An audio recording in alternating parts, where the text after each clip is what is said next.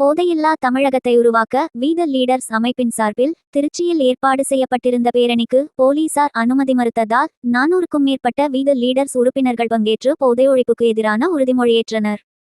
போதையில்லாத தமிழகத்தை உருவாக்க வேண்டும் என்ற மையக்கருத்தை முன்வைத்து வி த லீடர்ஸ் அமைப்பு சார்பில் இன்றைய தினம் தமிழகம் முழுவதும் விழிப்புணர்வு பேரணி மற்றும் நிகழ்ச்சிகள் நடைபெற்று வருகிறது. திருச்சியில் தென்னூர் உழவர் சந்தை முதல் அமெரிக்கன் மருத்துவமனை வரையிலும் போதை கலாச்சாரத்திற்கு எதிரான விழிப்புணர்வு பேரணி நடத்துவதற்கு ஏற்பாடு செய்யப்பட்டு இருந்தது. இதற்கு காவல்துறையினர் தரப்பில் கடைசி நேரத்தில் அனுமதி மறுக்கப்பட்டது. இதனையடுத்து வி த லீடர்ஸ் இயக்கத்தைச் சேர்ந்த Kasi Maheswaran, Suresh, Prabhakar, market Venkatesan, Lalgudi Karthi, Mullikarumbur Maheswaran, engineer Sivakumar, airport Moorthy, Musiri Janarthanan ஆகியோரது ஏற்பாட்டின் பேரில் திருச்சி தென்னூர் உழவர் சந்தையில் வி த லீடர்ஸ் இயக்கத்தினர் 400க்கும் மேற்பட்டோர் பங்கேற்று போதை கலாச்சாரத்தை ஒழிப்போம், போதையில்லா தமிழகத்தை உருவாக்க பாடுபடுவோம், தமிழகத்தை முன்மாதிரியான மாநிலமாக உருவாக்குவோம், நாம் மாறுவோம், இளைஞர்களை மாற்றுவோம் என அனைவரும் உறுதிமொழியேற்றுக் கொண்டனர்.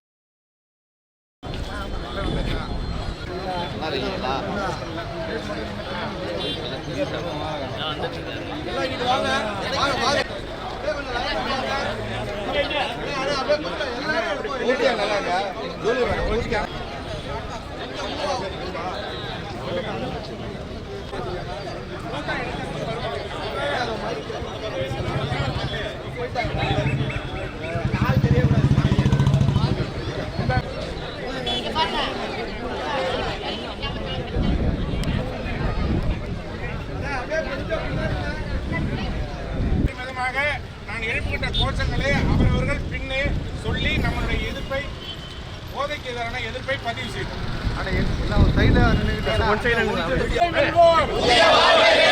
போதைக்கு இல்லை சொல்வோம், புதிய வாழ்வை வெல்வோம், போதையை மறுப்போம், நம்பிக்கையை விதைப்போம், போதையை மறுப்போம், நம்பிக்கையை விதைப்போம், போதைக்கு நோ சொல், போதைக்கு நோ சொல், வாழ்க்கைக்கு கோ சொல், உடலை காப்போம், போதையை ஒழிப்போம், உடலை காப்போம், போதையை ஒழிப்போம், போதை இல்லாத மனம் மகிழ்ச்சி தரும் தினம், போதை இல்லாத மனம் மகிழ்ச்சி தரும் தினம், இளைஞரே விழித்தழு, இளைஞரே விழித்தழு, போதையை விளக்கிடு, போதையை விளக்கிடு, போதை பழக்கம் வாழ்க்கையை அழிக்கும், போதை பழக்கம் வாழ்க்கையை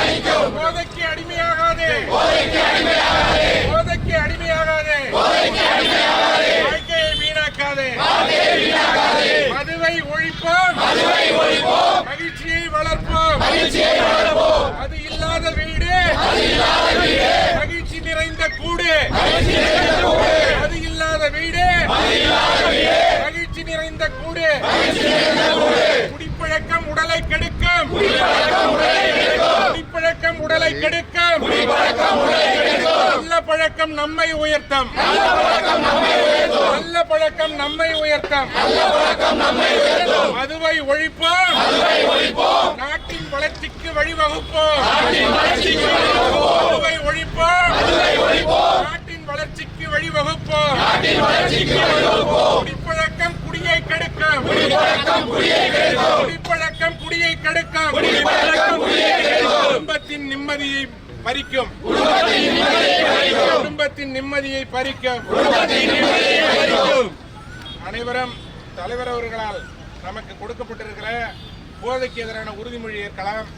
நான் ஒருபோதும் எந்த விதமான போதைப் பொருட்களை எச்சூழலிலும் பயன்படுத்த மாட்டேன், என் குடும்பத்தையும் சுற்றுப்புறத்தையும் போதையின் பிடியிலிருந்து பாதுகாப்பதற்கு முயற்சி செய்வேன். சாமானிய மக்களின் ஒற்றுமையோடும் தலைமைத்துவ பண்போடும் போதையில்லாத ஆரோக்கியமான சமுதாயத்தை உருவாக்க பாடுபடுவேன். போதைக்கு எதிரான எளிமையான விழிப்புணர்வை மக்களிடம் கொண்டு சேர்க்க போராடுவேன். போதையில்லாத தமிழகம் என்ற இலக்கை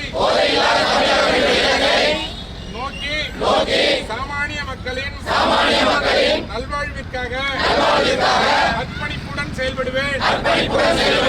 மாற்றம் நம்மிடமிருந்து தொடங்கட்டும். போதையில்லாத தமிழகம் உருவாகட்டும். மாறுவோம் மாற்றுவோம் மாறுவோம் மாற்றுவோம் மாறுவோம் மாற்றுவோம் மாறுவோம் மாற்றுவோம் மாறுவோம் மாற்றுவோம். We the leaders. We the leaders. We the leaders. போதையை மறுப்போம். நம்பிக்கையை விதைப்போம். உடலை காப்போம். போதையை ஒழிப்போம். போதையை ஒழிப்போம். பாதுகாப்பான எதிர்காலம் படைப்போம். போதை வேண்டாம். போதுமான வாழ்க்கை வேண்டும். உடலை அமைதியா இருங்க. பேட்டி அமைதியா அனுமதி மறுத்துட்டாங்க. அதாவது அனுமதி ஏன் மறுத்தாங்கன்றது காவல்துறையிட்ட தான் கேட்கணும். இந்த நோக்கம்ன்றது வந்து அரசாங்கத்துக்கு எதிர்ப்பாவோ காவல்துறைக்கு எதிர்ப்பாவோ சட்ட ஒழுங்கு பிரச்சனையை கிளப்புற விஷயமாவோ நாங்கள் எடுக்கல கையில். போதைக்கு இந்த சமுதாயத்தை இன்னைக்கு சீரழிக்குது. 7 வயசுலேருந்து 70 வயசு உள்ள பெண்களுக்கு பாதுகாப்பு இல்லாத சூழ்நிலை ஏன் ஏற்பட்டுச்சுன்னா இந்த போதை கலாச்சாரம் இந்த தமிழ்நாட்டில் அதிகமானதுக்கு பின்னாடி தான் இந்த பிரச்சனையே அதிகமாச்சு. இன்னைக்கு வந்து டாஸ்மாக் கடைகள் ஒரு பக்கம் இருந்தாலும் கூட ஊசி மாத்திரைன்னு சொல்லி எங்கெங்கே இருந்த ட்ரக்ஸ் எல்லாம் கொண்டு வந்து தான் இந்த பழக்கங்களுக்கு இந்த இளைஞர் சமுதாயம் அடிமையான காரணத்தினால தான் இந்த மாதிரி தப்புகள்லாம் நடக்குது. இதை ஒரு விழிப்புணர்ச்சி பேரணியாக நம்ம நடத்தணும்னு தமிழ்நாடு எங்கும் இந்த வீதி லீடர்ஸ் அமைப்பு சார்பாக நடைபெற்று வருகிறது. திருச்சியில் மட்டும் என்ன காரணத்தினால எங்களுக்கு காவல்துறை நாங்கள் கிட்டத்தட்ட 10 நாட்களாக இதுக்காக அவங்கள்ட்ட அலைகிறோம். அவங்களாகவே எங்களுக்கு வந்து கோயினூர் தேட்டர்லேருந்து நாங்கள் வந்து அமெரிக்கன் மருத்துவமனை வரை பேரணி நடத்த நாங்கள் லெட்டர் கொடுத்துருந்தோம். ஆனால் அதுக்கப்புறம் அவங்க என்ன பண்ணாங்கன்னா உழவர் சந்தையிலேருந்து போய்க்கிங்கன்னு எங்களுக்கு அட்வைஸ்ன்னு சொன்னாங்க. என்ன காரணத்தினாலும் நேற்று கூப்பிட்டு எங்களுக்கு அனுமதி இல்லைன்னு சொல்லியிருக்காங்க. நோக்கம் நல்ல நோக்கம். அதை எதுக்காக மேலே ஆட்சியாளர்கள் மூலியமாக காவல்துறை என்ன நினைக்கிறாங்கன்னு தெரியல. எங்களுக்கு மறுத்திருக்காங்க அனுமதி. ஆனால் எங்களுடைய செயல்பாடுகள் எந்த அளவும் எப்பயும் நாங்கள் பின்வாங்க மாட்டோம். சட்டத்தின் மேலே ஒரு நம்பிக்கை உள்ளவங்க நாங்கள். எங்களுடைய நோக்கம் சட்டத்திற்கு புறம்பா சட்ட ஒழுங்கை சீர்குலைக்கின்றது நோக்கம் இல்லை. ஏன்னா ஒரு காவல்துறை அதிகாரியாக இருந்த ஒரு தலைவருடைய தலைமையேற்று நாங்கள்லாம் வந்திருக்கிறோம். அதனால் எங்களது முற்றிலும் மாறுபட்டு மக்கள் நலன் சார்ந்த ஒன்று தான் வீதி லீடர்ஸ் அமைப்போட பணியை தவிர சட்ட ஒழுங்கை ஏற்படுத்தணும் சட்ட ஒழுங்கு பிரச்சனை ஏற்படுத்துறது எங்கள் நோக்கம் இல்லாத காரணத்தினால காவல்துறை வேண்டுகோளை ஏற்று இங்கேயே நாங்கள் உறுதிமொழி எடுத்துட்டு நாங்கள் வந்து கலைந்து செல்வது என்று முடிவெடுத்திருக்கிறோம். எங்களுடைய வீதி லீடர்ஸ் அமைப்பின் இந்த போதைக்கு எதிரான ஒவ்வொரு மாதத்திற்கும் ஒவ்வொரு டார்கெட் எங்களுக்கு வச்சுருக்காங்க. இந்த மாதம் போதைக்கு எதிரான ஆனால் எப்பொழுதுமே போதைக்கு எதிரான எங்களுடைய முன்னெடுப்புகள் தொடரும். அடுத்த மாதம் சுற்றுப்புற சூழல், அதுவும் காவிரி டெல்டா விவசாய பெருங்குடி மக்கள் வாழ்கிற பகுதி, காவிரி சோழ நாட்டினுடைய முதல் தலைநகரம் இந்த திருச்சி.